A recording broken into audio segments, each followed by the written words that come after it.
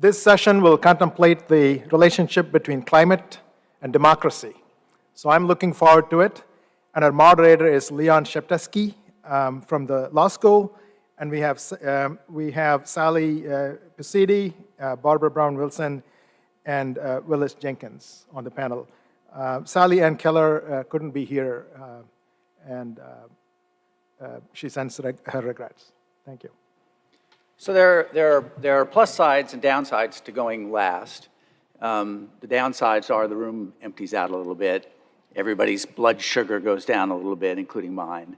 But the plus side is you get to comment on and summarize what other people have said. And there's a lot that other people have said that is relevant to this particular panel. And I wanted to start out talking about two words I heard today that I find really interesting in their contrast. And those two words are wedges and moonshots, right?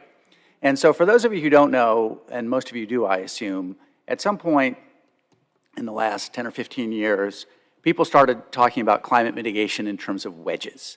You know, it's these big complicated graphs, and each different color is some contribution to climate mitigation by some economic sector. And I think we heard Deborah and Scott both make a comment that like a 5% mitigation wedge is a huge wedge, right, Deborah? 5% is a big one. 10%, huge, right? And yet these wedges, even the modest ones, require big changes, right? So Deborah talked about massive land use changes in connection with two different 5% wedges. You know, big changes in agriculture, major planting of forests, each 5%. I think it was Scott Doney talked about a whole major industry arising, Bex, for a 10% wedge. I think that was a 10% wedge that Scott mentioned. And people talked about, the first panel talked about new technologies and how we were making all sorts of progress in new technologies, maybe not, we need to make them cheaper, we needed to make them more scalable, but the really big challenge was society adopting the technologies. And again, lots of technologies that we need to get off the starting blocks and we need to get in people's hands and that people need to adopt. And so how does this contrast with the word moonshot? And I just am trying to wrap my head around what it means to have a moonshot when you're trying to move the human practice, you know, into these tiny little wedges and have all the contributions to climate mitigation that you need in order to advance human well-being and the health of the planet. And you know, so one moonshot occurred to me, which is relevant to our current panel. And that is, the moonshot is how do you engage in these societal transformations across all of society, the economic sector, political sector, and even, as Jenny Rowe talked about, individual human behavior, in a way that will adopt all these different practices, each of which is contributing its 5, 10, or %, or in most cases, less to carbon mitigation. And to me, what I heard today, that's the moonshot that I find most interesting, is how do you get all those societal transformations to make all these things happen at the same time and at a pace necessary to actually limit warming to a level of warming that's consistent with societal stability. And which leads me to this weird topic of climate and democracy. And I just wanted to say a couple of things just about how I perceive the topic and why I think it's an important topic, and really how it relates to the way that the university does business. And I think we heard Mike Lennox say several times that he's a natural optimist, right? He said it at least once, maybe more. And I heard once, it's been repeated to me several times, that they've done these studies, and the studies show that optimists go to business school and pessimists go to law school. And I'm definitely a pessimist, and so the way I initially conceived this topic is, you've got all these huge societal changes that have to happen. You've got all these societal changes that will be inflicted upon us by things like as the last panel talked about, mass migration. And so the question that occurs to me as a natural pessimist is, how can our government, so it's phrased as climate and democracy, so I'll use that term, how can our democratic institutions adequately respond to these challenges given how cumbersome democracy is, question number one. And question number two, how can democracy survive that level of societal transformation and instability? I really worry about it, being a pessimist. And so, in the context of this panel, the way one way of thinking about it, when you think about the broad question of climate and democracy, is it's really, from a university's perspective, about trying to integrate thinking about three really broad questions, but thinking about them in a way that's not broad. So there are three broad problems that come together in this question of climate and democracy. So one is, and the last panel talked about this a fair bit, how do we improve our understanding of how climate change is likely to unfold in specific places? Okay? And understand that just from a biophysical perspective. So not just how much sea level is likely to rise, and the previous panel talked about this, but how are extreme storms and related flooding likely to look in a specific place on the coast, right? Can you boil it down to what sea level rise will look like gradually and stochastically in the city of Miami or the city of Norfolk, okay? Then the second big question is assessing the impacts of those biophysical changes in that place on the people and communities that live in that place from their perspectives, okay? How are those people going to anticipate those changes? How are they going to react to them emotionally, financially, economically? How are they likely to respond to those changes? And that includes these broad questions of how specific people perceive the risk of climate change as it unfolds and as our understanding of climate change improves. So that's the second broad question. Then the third broad question is, once we can get some understanding of how people are likely to react to these changes, like sea level rise or fire or drought, can we understand what impact their reaction is likely to have on various societal institutions? So how is their reaction going to affect local government, state government, national government? How is it going to affect mortgage markets, financial institutions, things like that? And will it affect it in ways that maintains the stability of those institutions, including the stability of democracies? And so to do all those things, this study of democracy and climate exists at the intersection of each of these three questions. And you need not only multiple disciplines, which we have an ample supply at UVA to study these questions, but you need them to work together in a really particular way in order to understand each of those things and put it together in a true understanding of how climate change is going to impact our society and the institutions that make our society work.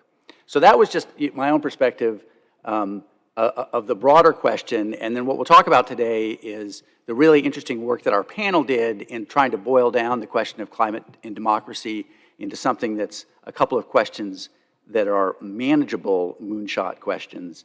But first, again, just to kick off the panel, I want to get everybody an opportunity to talk about the relevant and interesting work that's going on in their field, either at UVA or elsewhere, and we'll start with Sally and work our way to the left. All right, can you hear me okay? All right, well, thank you very much. And my name is Sally Pasetti. I'm an assistant professor in the Department of Environmental Sciences, and I'm also co-director of the Democracy Initiative's Repair Lab, which is an interdisciplinary research lab focused on issues of environmental justice and climate justice. So I'm trained as an atmospheric chemist, particularly focused on analytical chemistry issues, and I'm primarily interested in the ways that urban air pollution impacts people and impacts the biosphere. So an area of sort of cutting-edge research, I'll focus on this urban air pollution question, and there's sort of two things to this that's sort of really exciting at this time. One's focused on tools and one's focused on teams.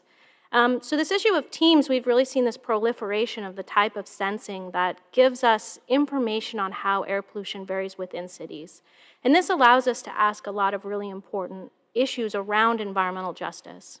So there's 2 or 3 ways that we can do this, but one way that you may have heard of is this sort of new exciting technology for low-cost sensing, which allows us to build distributive networks. The other thing, and this is my area of research, is that we now have space-based sensors that can actually resolve differences at the neighborhood scale. And this is really where my research lab has focused.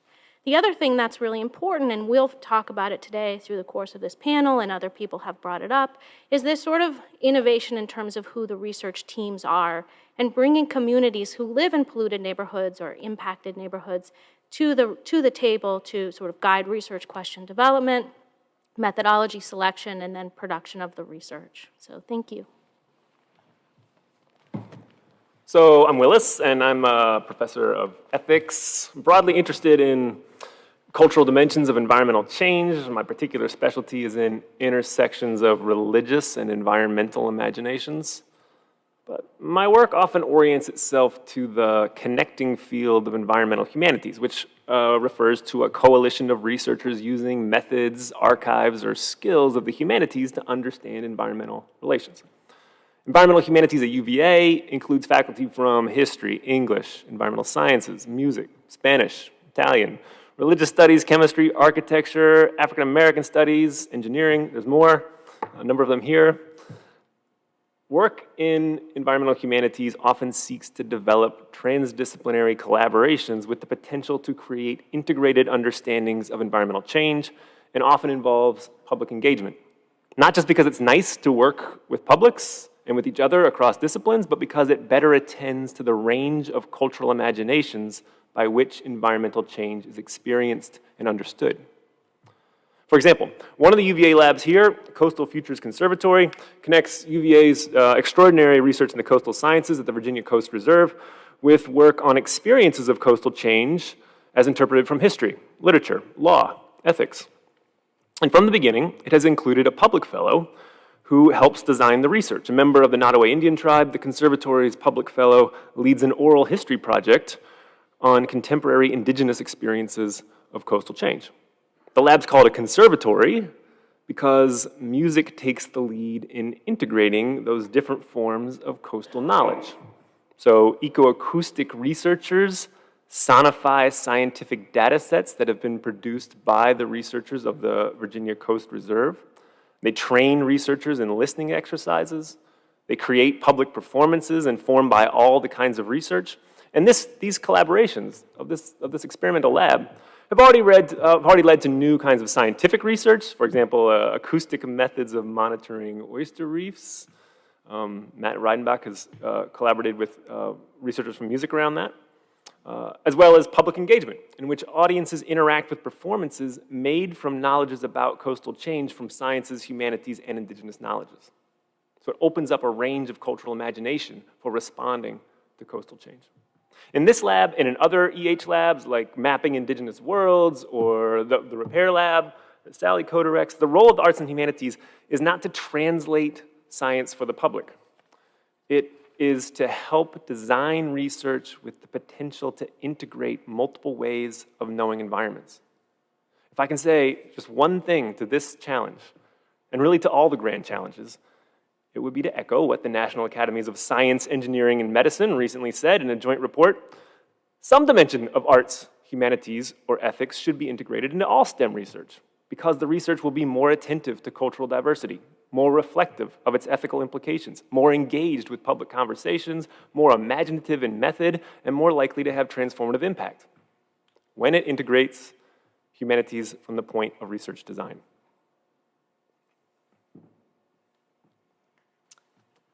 Good afternoon. I'm Barbara Brown-Wilson, Associate Professor in Urban and Environmental Planning and Faculty Director at the Democracy Initiative Center for the Redress of Inequity through Community Engaged Scholarship. I like to say that that name was crafted by lawyers, so it says what we do.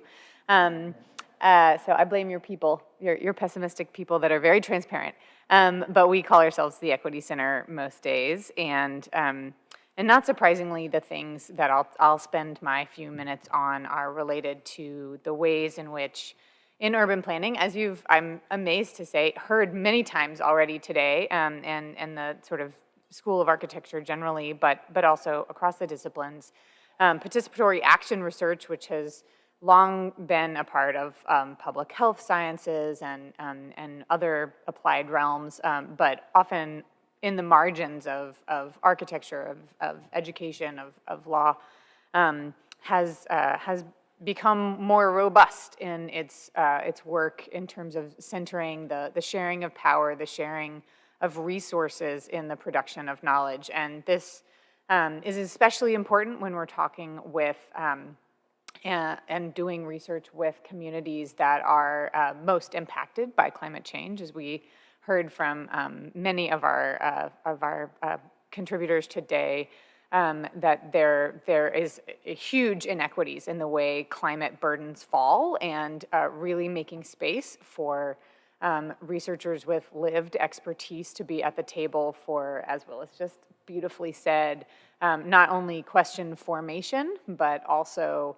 methodological, identification and curation, data collection, data analysis, and then, of course, the translation of the research into action and the dissemination of that knowledge. So the co-production of research is also really related to the co-production of decision-making in the urban world. So it both, my field sort of sees them as very linked. We care about decision-making as a part of the research we do.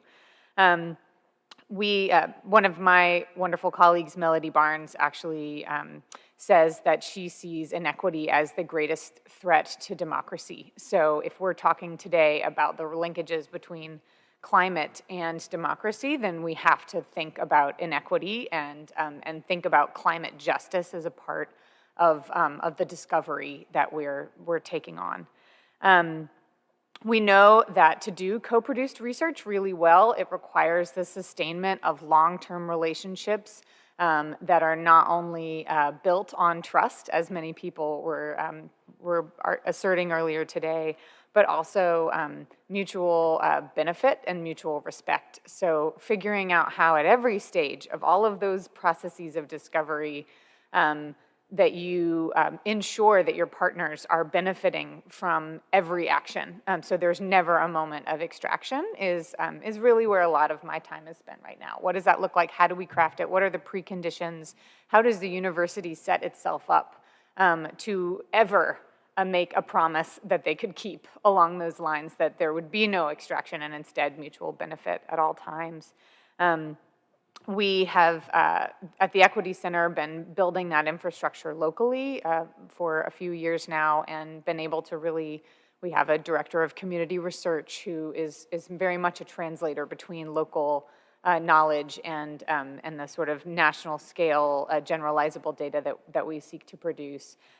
We have a director of equitable analysis. Many people say, I need also the so what. I want you to disaggregate the data so I know who is most burdened, and then I also need to know what I just read and how that matters. So doing that work in community with people is a part of our work locally. But it's been really wonderfully to work with ERI on several different projects, and actually Sally Keller, who can't be here today, on several more in Northern Virginia. But with ERI, we've just started a 5-year NSF grant that's building off of work that we hope to relate directly to the things Willis just described on the Eastern Shore, where we've been able to build relationships of mutual respect and trust with a few awesome community leaders on the Eastern Shore who tell us the things, that are most concerning to them around climate and justice and their intersections. And we're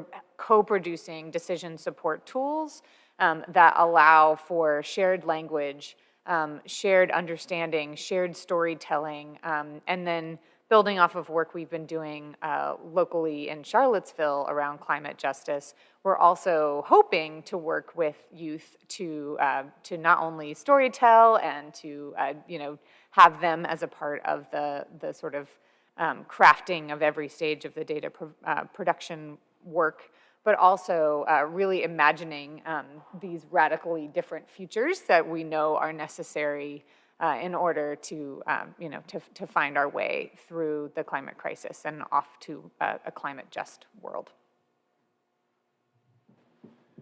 So we came up with 2 questions, and I should add that Sally Ann Keller, who can't be here today, played a big role in forming these questions, so we do owe her a debt of gratitude as we proceed with our discussion. So the 2 questions, the first one was, and I hope I'm getting the exact wording right. If I'm not, Willis can correct me, is can the democratic experience adequately respond to democratic experiments, adequately respond to climate change? So can democracy cope with climate change? The second question is, how can we democratize climate research? So Willis is going to talk about start the discussion about the first question. So about 50 years ago, when there were 320 parts per million of carbon dioxide in the atmosphere, a medieval historian published 5 pages in the journal Science that influenced how several fields would interpret environmental problems.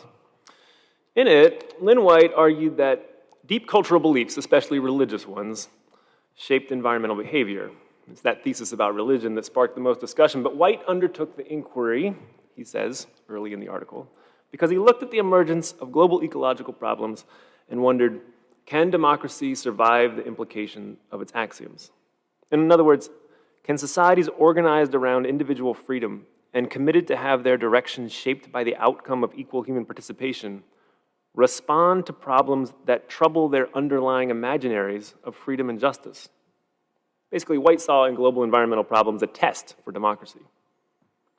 Now, at 416 parts per million, that basic worry shadows many conversations about climate. Can democracy survive?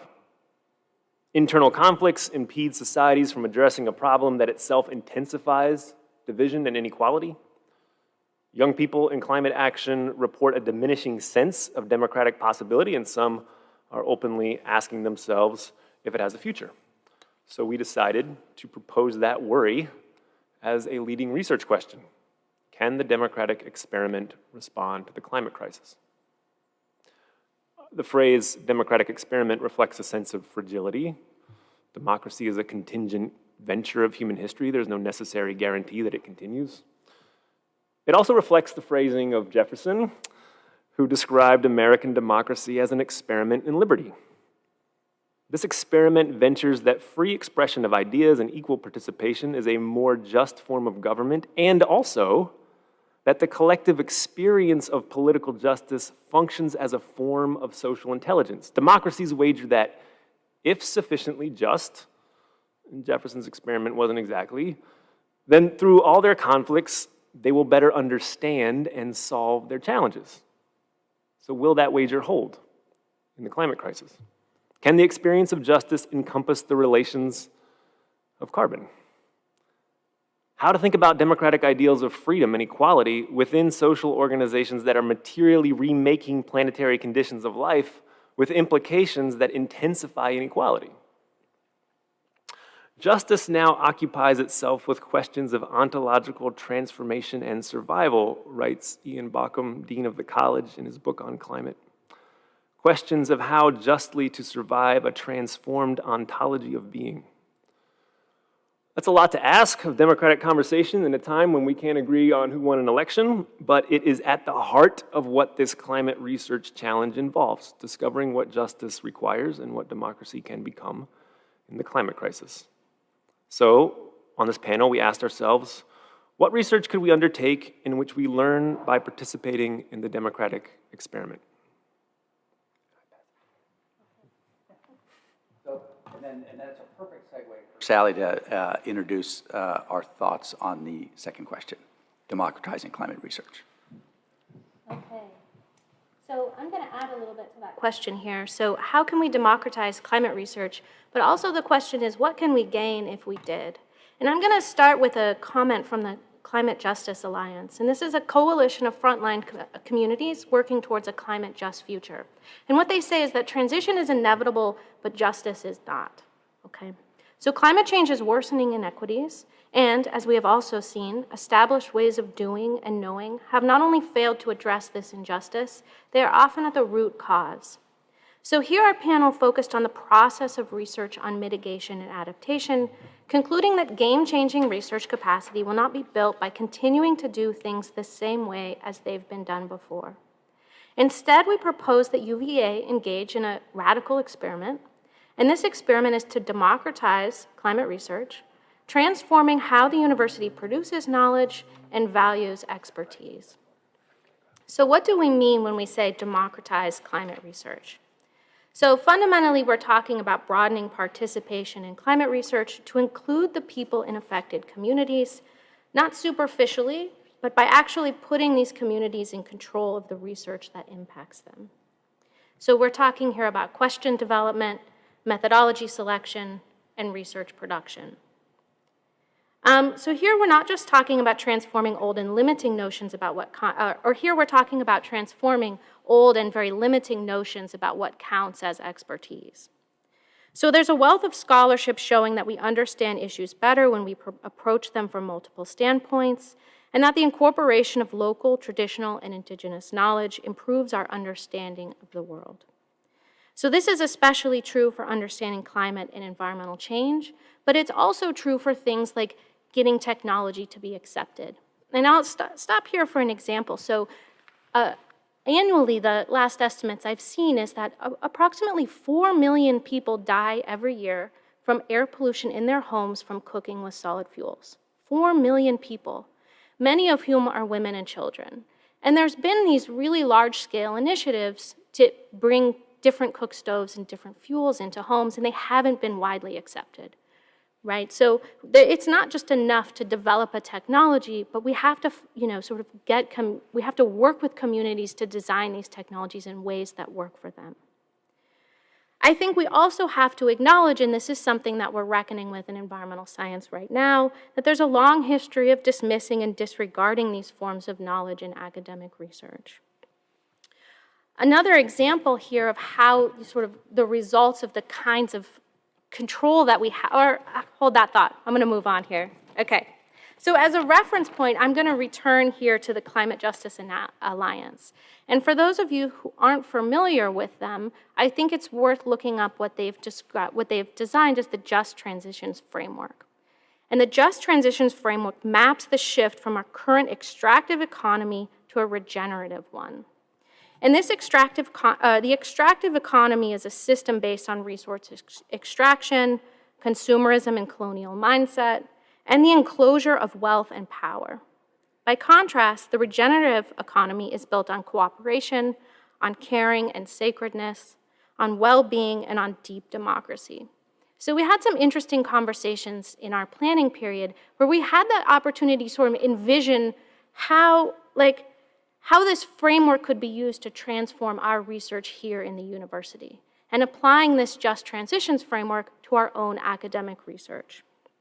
So, for example, how can we develop community partnerships built on cooperation, care, and deep democracy, and move away from traditional models of community interaction, which have been extractive and colonialist? Okay. So how do we bring about this transition and democratize climate research? So we'll discuss many of the specifics throughout the course of this panel, but broadly speaking, we need new infrastructure. And we need new infrastructure to enable the establishment of equitable, non-extractive, and long-term community partnerships. We need funding mechanisms to support research over long timescales, and these long timescales are needed to build these mutually beneficial relationships and to maintain these relationships, which are going to occur on timescales longer than typical funding cycles. We also need to financially compensate non-academic and international collaborators for their expertise, and we need to fully incorporate the work of humanities and arts in mitigation and adaptation strategies. So, through the course of this panel, we're also going to discuss some of the really exciting examples about how this work is already underway at the University of Virginia. And we actually believe we have a really solid foundation here for doing really innovative research in this area. So coming back to democracy, this new process of research connects to democracy in two ways. One, the resulting mitigation and adaptation solutions will be locally specific. And as a result, people in effective communities will be better able to participate in democracy because their lives will be less disrupted by climate change. And also the research itself will be better as phenomena are understood more completely from many perspectives and our perspectives are situated. Okay, so I just want to actually close on a question that Andreas raised in the first session here about what types of things we consider at the beginning of the research. And I think fundamentally what we're proposing is that we set the research on a course towards justice at the start. So, thank you. And I think Willis and Barbara both had follow-up comments they wanted to make to that, I think in that order. Yes. So we're collectively proposing that we democratize the processes by which we do climate research, and I want to name 2 challenges to that. What would it look like to include the diversity of ways that climate is experienced and imagined? Climate's not just parts per million, it's also relations within which humans are telling stories in as many languages and contrary directions, the context with which people are interpreting their lives, finding purposes, singing songs, all the texture of human experience. And sometimes the climate knowledge important for understanding responses from the democratic experiment may be found in cultural expressions that are not necessarily thematized as about climate. Sometimes it's the Climate Justice Alliance, but sometimes it's something more indirect. Like, for example, Charlotte Rogers, who's here, a scholar of Caribbean literatures who was already investigating the historical influence of hurricanes across her literary archive, recently led a project that solicited art made by community artists in regions that had recently experienced major hurricanes.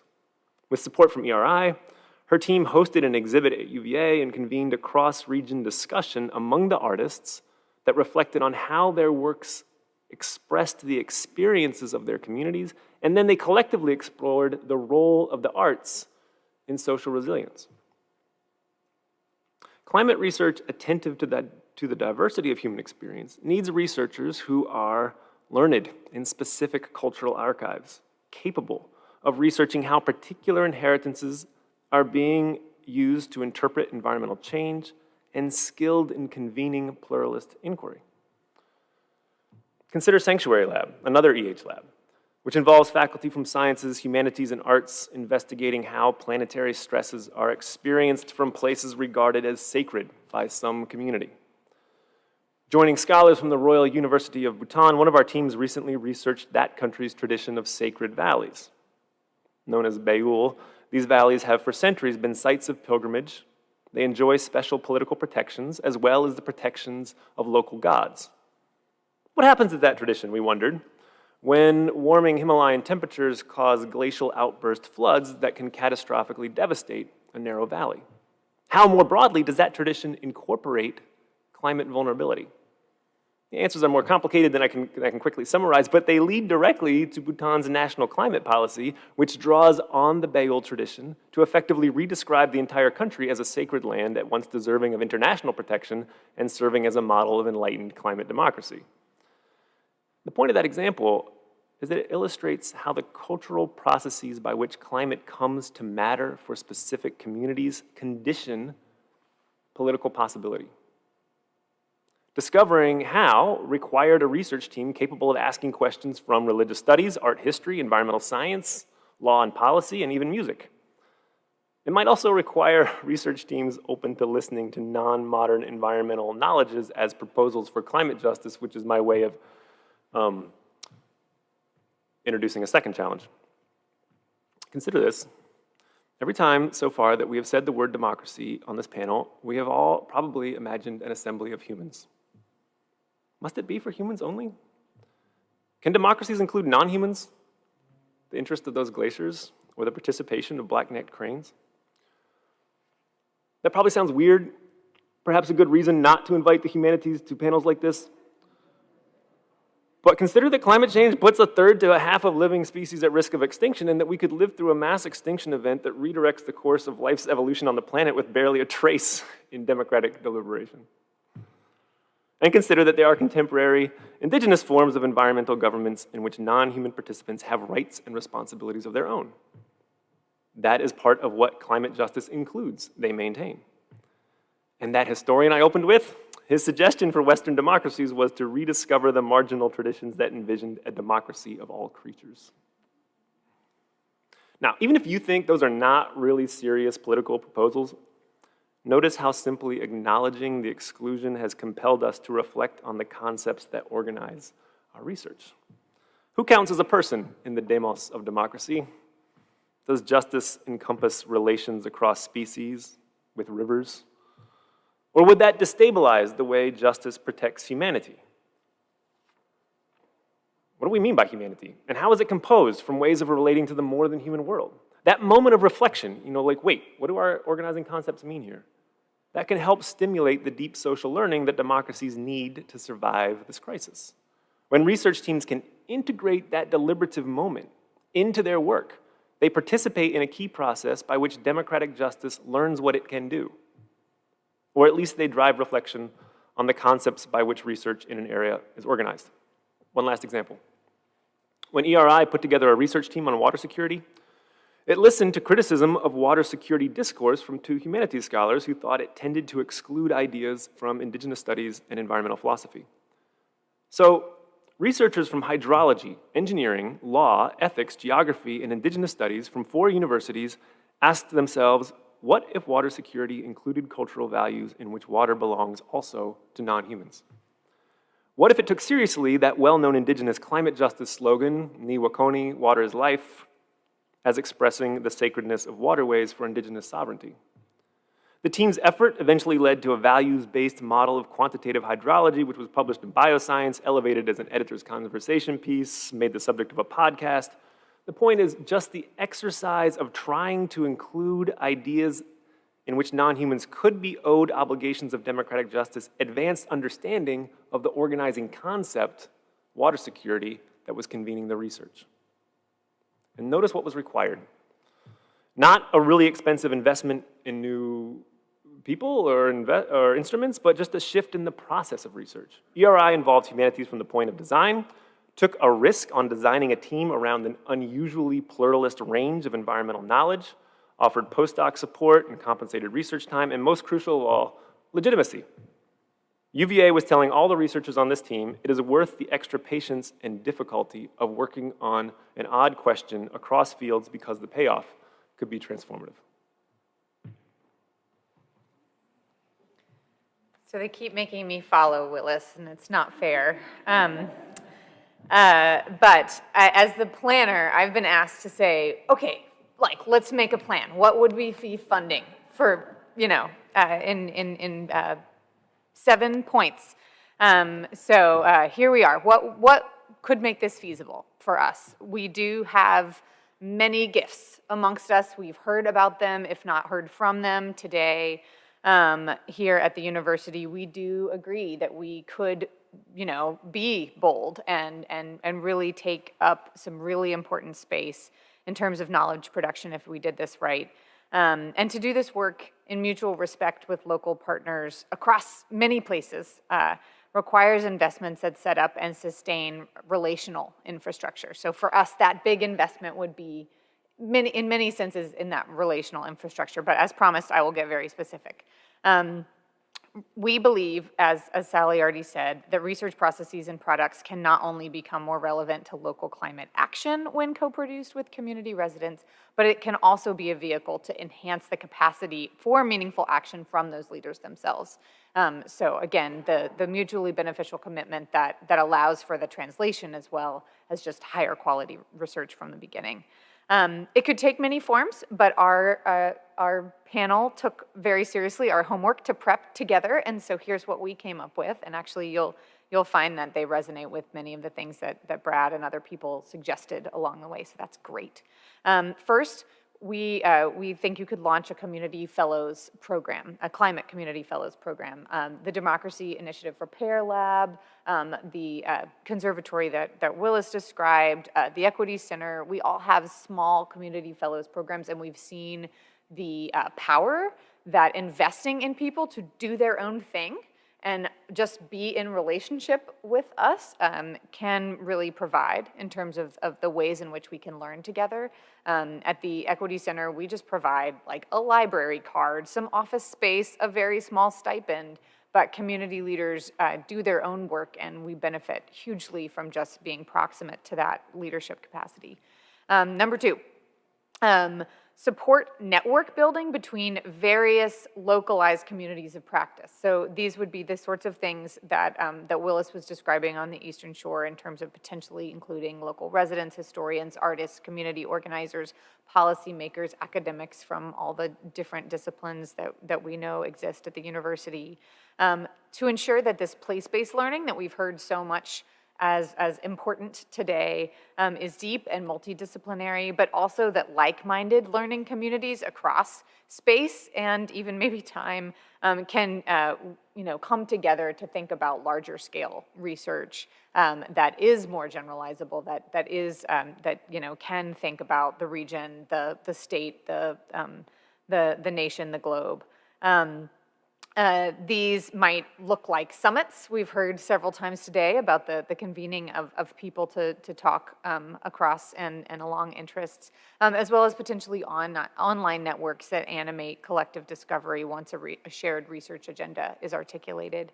The Democracy Institute is well suited to help position such convenings that not only articulate these shared research agendas, but work with ERI and other assets of the university to craft national and global policy initiatives where experiential knowledge of the traditionally underserved is at the table for these very important conversations. Number three, invest in sustaining a few very long community partnerships that might have geographic multiplicity. So, for example, the Climate Justice Alliance that Sally has educated us on today has grassroots commitments across the globe, nationally as well as globally, as a way to animate and invest in these relationships of mutual respect with communities through pre-existing umbrella organizations and that allow for us to be nimble.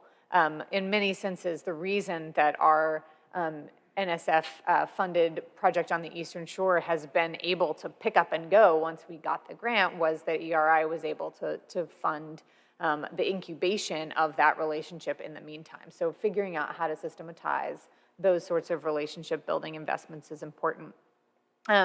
This is also important because we've learned that the extractive mentality, I don't think we fully appreciate the harm that this can do in a community. So the Public Housing Association of Residents is a key collaborator for the Equity Center, and they on their own started documenting, well, and with the help of David Edmonds and other wonderful faculty at the university, how many times distinct research projects from the university were knocking on the door just at West Haven alone, which is the most proximate public housing community, and it was 28 at one given time. And you could, that's a violence, right, for a family of any means to be extracted from 28 separate times in one time period.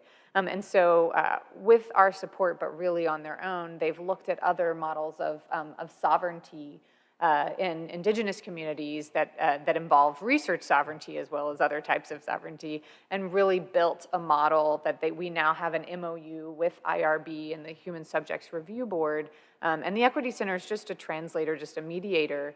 We fund them and then they do their work, but that allowance has created the Residents for Respectful Research platform, where they are now transitioning from protecting themselves to really being able to generate their own research questions and work with collaborators across the university as they see fit.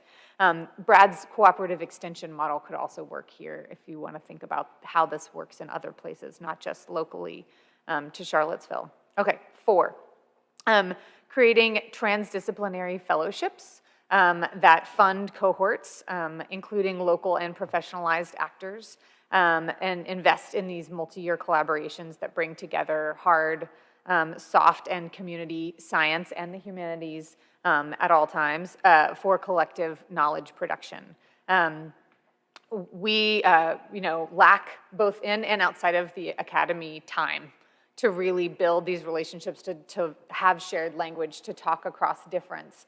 And as many people have said, that just takes a long time to do well. And so buying out and and recognizing the importance of that time commitment through the university would be incredibly meaningful in terms of having the ability to really get towards the types of transformations that I think we all we want in the climate just world. And 5, I'll move on to 5. Creating the infrastructure for prismatic thinking must include the humanities at every turn. So Willis is one of the leaders of the Environmental Humanities Lab. Really advancing that work further would allow for a sustained deliberative inquiry, much like he has just so poetically described, that really thinks about the diversity of human experience. And it really ties back in with what Jenny Rowe was telling us earlier about the health impacts of climate displacement, understanding the trauma that is already happening to many communities, but also we know will continue to happen, and really thinking about the roles that humanities can play in helping to talk across difference and bring in situated experience as we process these difficult issues. Honor cultural heritage, all of these things we know are really important to this work. 6, support annual trainings in doing community engaged scholarship well. This is not a thing many of us were taught, and grad students aren't even always taught it today, and so figuring out ways to buy out time to resource people with the types of skills they need to do this work well is important. And wouldn't actually require much to make sure that we had the theoretical and methodological tools to build these relationships and sustain them properly. And then 7, I think it was Jay Shimjak that said broadening our aspirations for the research impact itself. So really, we would propose that we transform the university internal incentives, including recognition and reward, so that researchers can expect this sort of translational research to count in their tenure and promotion processes and other ways that they're recognized. Upholding the best practices in democratic research and supporting public scholarship and the time required to translate all of that knowledge being produced into the sorts of decision support tools that inform local, national, and global action in climate justice. It has me worried about what you would do if you had an election and there was an allegation that the same glacier voted 4 times. But I think it's time to open up and democratize our panel and take questions. So people that have questions. Hi, I'm Arthur Small. I'm an economist. Let me just add something, and this is, I've gotten some feedback from the crowd. When you're talking to the microphone, make sure it's close to your mouth, especially if your mask is on, because people are really having a hard time hearing the questions. Sorry to pick on you, Art. That's all right. But yeah. Can everybody hear me pretty well? If you could also identify who you are, that would be helpful. Right. Arthur Small, I'm an economist. And I've been hearing about I've been concerned as listening to the panel, thinking about the fragility of democracy and how climate might put stresses on it that cause it to fracture and even break. I give you an image, or recall an image that I think all of us saw. In Hurricane Katrina, some of our most vulnerable fellow citizens were left clinging to their roofs while the state entirely abandoned them. And it was a horrifying and deeply discouraging image. Less well known were the images of a group of largely African-American vulnerable people who made it to a bridge and were confronted by agents of the state offering them not resources, not help to get out of their situation, but offering them guns to keep them where they were, prevent them from getting to higher ground and getting better resources. And my concern is that increasingly this might be the image of our future, of what our society is increasingly going to look like if we have the mass climate migrations that we have been seeing and hearing forecasted. And what are going to be the political implications of that? I will recall, if memory serves, Louisiana lost a congressional delegate, one congressional representative because there was so much out-migration after Katrina. Our notion of citizenship is tied to place, it's tied to residency. It's tied to residency in a location within the US and also with location within different countries. If we are churning, if the climate is churning our very notions of residency in place, our political institutions don't seem well suited to handle that. So how are we going to have resilient democracy that is resilient subject to climate stresses? Seems like a good question for the panel. And you have 30 seconds each. Yeah, exactly. And I really appreciate that, Art. I'm going to slightly rephrase Art's question, though, and say we need solutions to that problem, okay? What kind of research can we do that might help identify solutions to that problem? And I'll turn it over to the panelists. I love asking the questions. So I'm going to be honest that this feels beyond my expertise, so I'm going to pass the microphone to my colleagues here. And I will rephrase the rephrasing of your question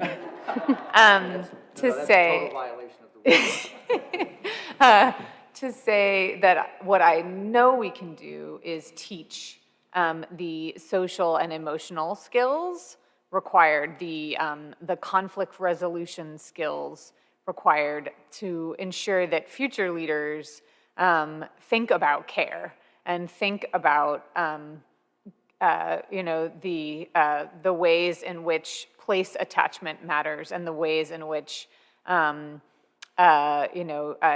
we could do things differently. And I feel like our young people are incredibly ready for that type of skill building and knowledge. I am lucky enough to work with people teaching and participate in the teaching of those methods of community engaged research every day.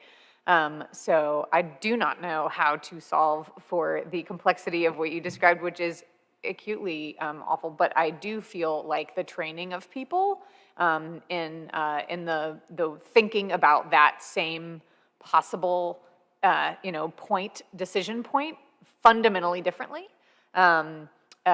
is the work that we're doing already. Chime in, and I'll let Willis talk. I mean, there's one research question that occurs to me that I don't think we know the answer to, which is, in a given community, what conditions are likely to cause people to move? When are those conditions likely to occur? And where are those people likely to move to? I think those are very basic questions that we don't understand for a lot of places. And the sooner we know them, the better we'll be able to adapt to those changing circumstances. Willis? Well, let me just say real quick, I appreciate the shifting of the image from the people stranded on the rooftops to the people turned back on that bridge, because it also shifts the image of the democratic predicament. It's instead of like, oh, this is a unprecedented storm that we just simply, that the governmental systems were unprepared for. It's instead, there's that image on the bridge of the armed officers of the state turning back, people seeking safety, shows the way that ongoing social violence conditions the way people experience, let us call climate change or any other kind of story. And once you name that, then that also, that really particularizes what kind of democratic experiments have to happen. And then so anyway, that was a long way to saying that's a really important image to remember from Katrina, and hugely important for thinking about the kinds of stressors on democratic life.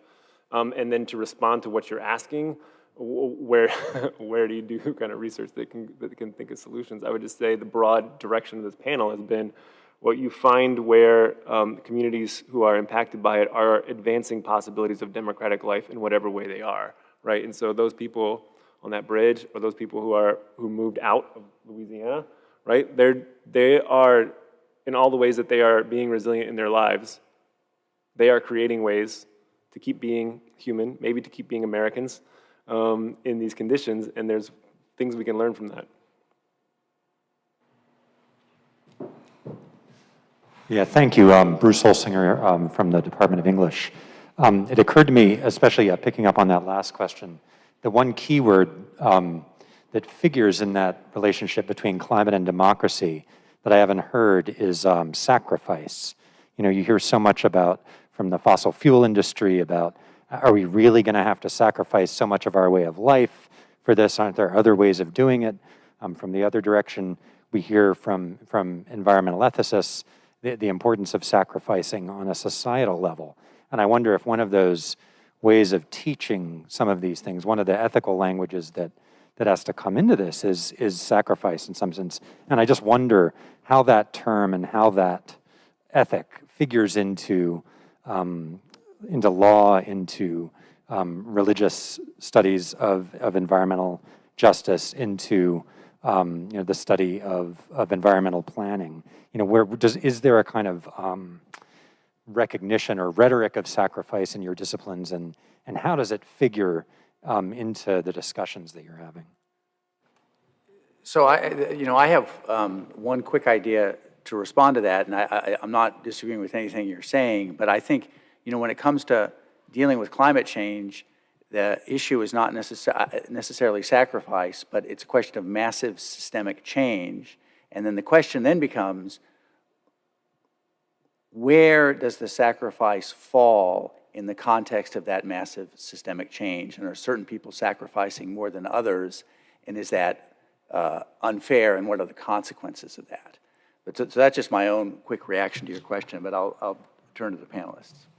I'm expecting Willis to drop all sorts of knowledge, so I'm going to go before him and just say, since I'm, that one of the ways that we think about this issue in urban planning is really thinking about unevenness and understanding where affluence is being hoarded, and really trying to think instead, not from a deficits-based lens about, sort of those who are poverty-stricken, but actually from a justice framework that's really thinking about, like, how do we first do no harm, and how do we make sure that that those who who have borne uneven levels of impacts, right? Who have been really oppressed by systems of all sorts, right? The sort of white supremacist model of development in the United States has accumulated wealth for privileged white people and taken it from low-income people of color over and over and over and over and over again in every community, and the tools of urban planning have been a part of that. And so really trying to instead think with the lens of how we have, what are the essential qualities of human flourishing, and how do we make sure that every community member has access to full well-being? And that's really not about sacrifice. There is abundance possible in that mindset, but it is about checking privilege and the sort of overwhelming accrual of privilege for some, and the redistribution of resources to make sure that no one is actually continuing this systemic oppression.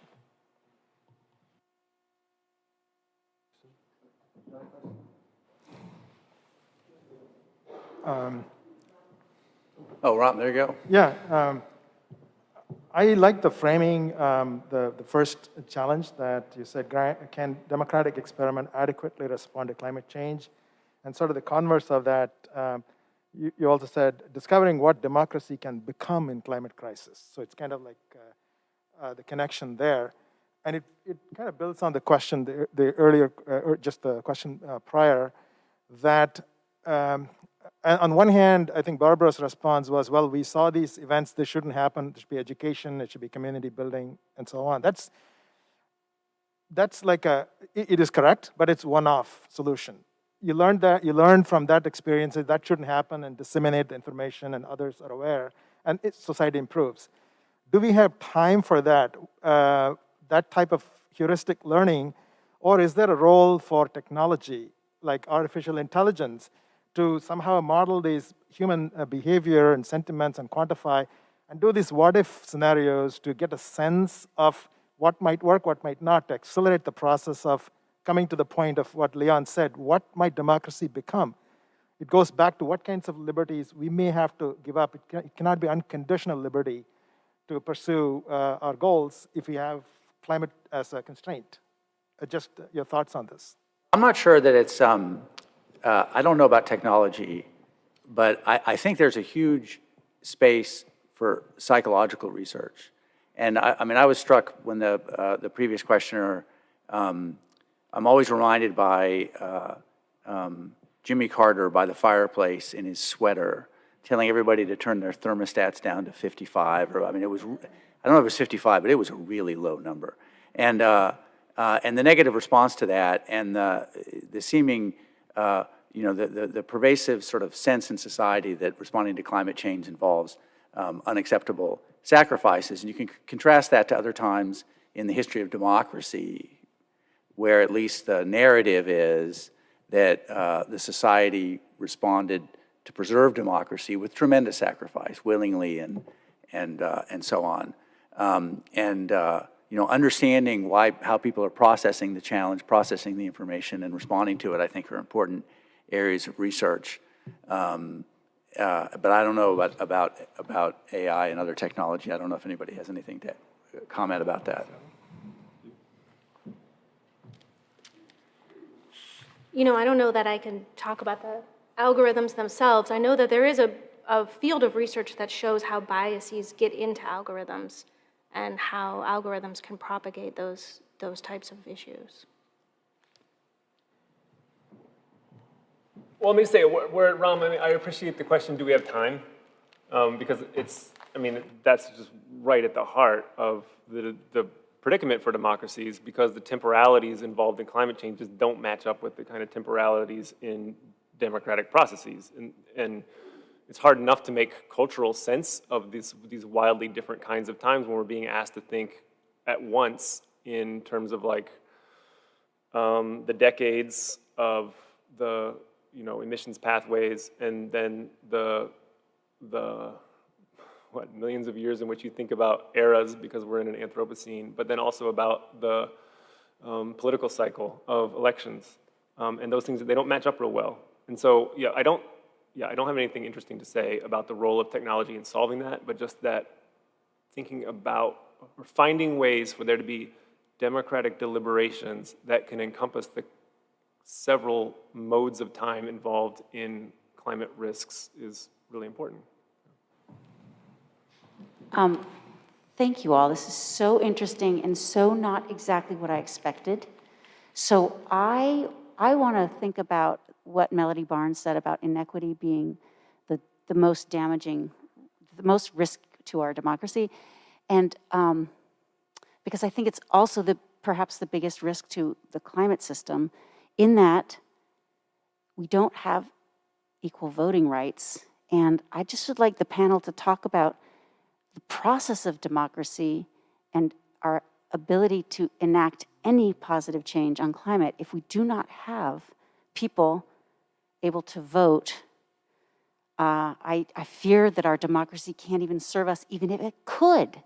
Like if we don't have voting rights, I don't see how we get any societal change that requires any laws in the time frame that we need, which is like this decade. So I just would like some discussion of democratic process, in particular voting, and if there's work that we all need to do to, I don't know, maybe just put sunshine on the issue or something, because I'm very upset about whether or not we get to vote on any great policy that we all come up with in our research. I mean, I can.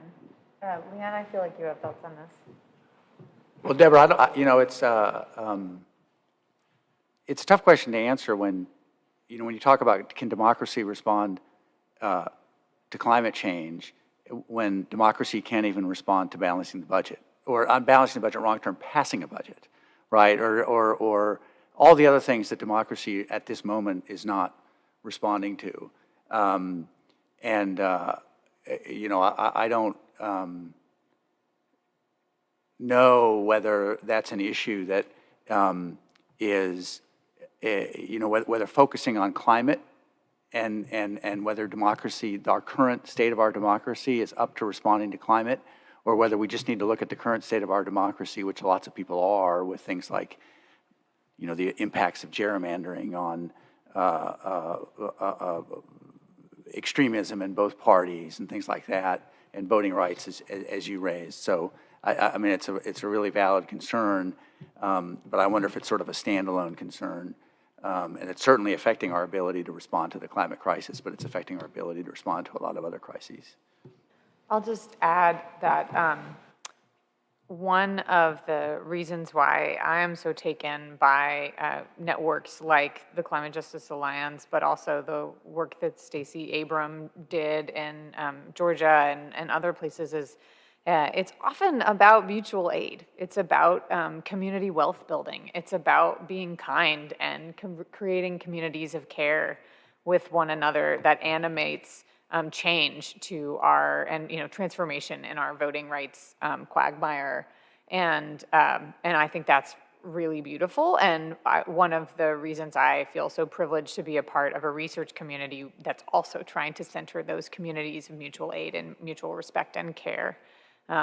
It doesn't answer your question fully, but that's my contribution. We have time for one more. I might just add, because I can talk about this from an air pollution perspective, and it doesn't get to issues that we're voting on, but it does get to issues of policy. So we've largely decided in the United States that we're going to regulate air pollution through technological innovation, right? We've never asked anyone to change their driving patterns or the sort of things that they do that cause air pollution, but instead we've just implemented new technologies that end up reducing air pollution. And you can look at trends in air pollution across the United States, and it's been phenomenal how much cleaner the air is. But throughout this time period, we've never actually brought down or shrunk equity gaps in air pollution, that those gaps have continued to persist. Another example that I think of is the greenhouse gas market in California. And research since the start of the greenhouse gas market in California showed that by taking this market-based approach, you actually saw not just unequal benefits, but actually more emissions of toxic compounds in EJ communities. So we have a lot of examples of sort of particular policies in air pollution regulation where, maybe the goal wasn't to have less equity at the end, but we see that as an outcome. All right, this is the time for one more question. Hi, I'm Charlotte Rogers. I'm in Spanish, Italian, and Portuguese, and I'm a member of the Environmental Humanities Working Group here at the university. So my question has to do with scale, but it also has to do with whether the panel thinks that we can really dismantle the master's house using the master's tools, and that's to paraphrase Audre Lorde, right? I hear questions about artificial intelligence as a possible technological fix to help us figure out how peoples around the world are dealing with climate change, and that makes me think that we want to scale up, right, whatever we're doing here at the University of Virginia to address climate change. My own research shows me that the kind of community-engaged relationships and research that we're doing here are fundamentally small batch. So I see a conflict between the urgent need to scale up our activities with the craft of creating resilient communities. So I wonder if you guys might help me through that impasse, right? Can we use these tools of technology to magically scale things up, or do we need to use craft and small batch work with communities who are the ones in peril? Thank you. I appreciate that so much, Charlotte, and I agree that so far, at least from the Equity Center perspective, everything we've done would be considered small batch in terms of the ways in which algorithmic violence has been countered by local iteration and that lived experience that allows for the production of code. You can go on GitHub right now and see everything we've ever done and utilize it across the world for your own purposes, but not with a mindset that is about only expansion, which I think is why one of our action items was really funding locally place-based groups, those small batches that you describe, but ways in which they can be in community with others across the country. We have had a lot of people coming wanting to do reparative planning. We passed a new comprehensive plan last night in Charlottesville, and there's work across the country along those lines that affects my field, for instance. And there's actually like really important, very small batch, historian needed work to figure out what that type of repair would look like. This is a bit of an aside, although repair is always a part of climate justice. But doing that work across the country so that the people that want to think about national level policy can do all of their place-based historian small batch work with together is important. And so figuring out, that's one of the roles that the university can play, is convening all of those small batches to think about what the whole is that is allowing for different types of national level learning. And I would just add to that this example of, this idea that we were going to have a global cook stove initiative and get cook stoves into homes, and then we were going to reduce this extremely large number of women and children dying annually from cook stove emissions. And just developing that technology and deploying it didn't have that impact. Yeah, I think what's really, another issue that, and this came up really in all the panels, is you could come up with a moonshot technological solution or a new system, and the adoption of that could be like the cook stoves, and there are other examples of public health issues where fabulous solutions are developed that just don't get adopted by the people to whom they're directed, right? And so you have to do, I think, the small batch work, and that small batch work has to speak to the broader systemic work, so that when you're developing these bigger picture solutions, the local barriers to their implementation, the human barriers to their implementation are understood. And it's sort of a two-way street. And I don't know that there's I know the solution to the time issue that Ram raised and the scale issue that everybody's concerned about, but I know that there has to be a lot of back and forth between the local and the global and the systemic, or all the work that's happening at the global and systemic scale won't get scaled down to the communities, and we'll put a bunch of hope hope in a particular egg basket only to see it come to naught. Can I just add one thing? I think that there's a lot of momentum, to have us keep doing the same thing that we've been doing, in terms of how funding cycles work and how rewards within the university work. And so that's why I think what we're proposing here constitutes a radical experiment, because I think we do have to fundamentally transform systems within the university in order to get this research done. Thank you for your questions, and panelists, thank you all very much.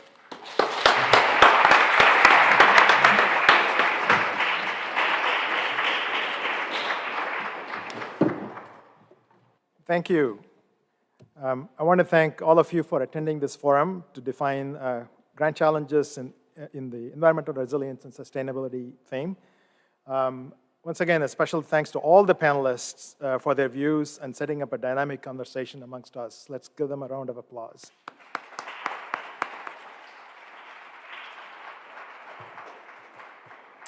As President Ryan said, the single most existential threat that I had humanity there, but after listening to Willis, I changed life on Earth, is facing is the climate change. It challenges the very roots of our technological and social constructs and amplifies their weaknesses. The Grand Challenges Forum is about what we can do about it at UVA and make the world a better place. We saw 3 panels articulating various dimensions of this challenge and potential questions that we can contribute our efforts into. We have a lot of work to do, but we have brilliant minds at UVA. I'm thoroughly convinced of that, to help humanity. Special thanks to you, Liz, and Jim, for investing and growing research at UVA. Your vision for a great and good university is helping us move forward at an exciting pace. The investment in research at UVA is unprecedented and makes it a very exciting time to be part of UVA research and this community. Again, special thanks to Liz for making time, essentially half a day of her schedule here is a big deal, to be here and for her engaged thoughts and discussions on research. Thank you. With that, the forum is complete, the work just begins, but we will start with the reception downstairs. Hope to see all of you downstairs in the multipurpose room. Go all the way down and make a right, and it's the second door on the right.